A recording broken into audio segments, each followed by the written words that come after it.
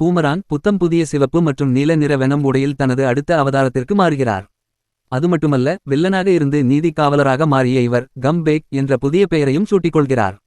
முதலில் ஏப்ரல் மாதம் அறிமுகப்படுத்தப்பட்டது. எழுத்தாளர் ஜோர்டன் மோரிஸ் மற்றும் ஓவியர் லூக் ராஸ் ஆகியோரால் உருவாக்கப்பட்ட தி அமேசிங் வெனோம் தொடரில் கம் பேக் தனது வரம்புகளை சோதிக்கும் ஒரு பிரபஞ்ச தேடல் என்று வர்ணிக்கப்படும் ஒரு பயணத்திற்காக சிம்பியோட்டுகளின் தாய் கிரகமான கிளிண்டாருக்கு செல்கிறார்.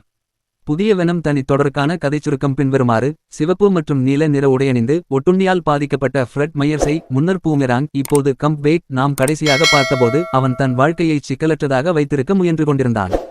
கடைசியாக அந்த கதாபாத்திரம் மற்றும் இந்த வரையறுக்கப்பட்ட தொடரின் படைப்புச் செயல்முறை குறித்து கருத்து தெரிவித்த எழுத்தாளர் ஜோர்டான் மோரிஸ், பூமராங் எப்போதுமே எனக்கு பிடித்த மார்வெல் எதிர்நாயகர்களில் ஒருவராக இருந்து வருகிறார், மேலும் அவருக்கு ஒரு பரபரப்பான கதாபாத்திரத்தை வழங்குவது. வரவிருக்கும் MCU திரைப்படமான spider man brand new day படத்திலும் பூமெராங் இடம்பெறுவார்.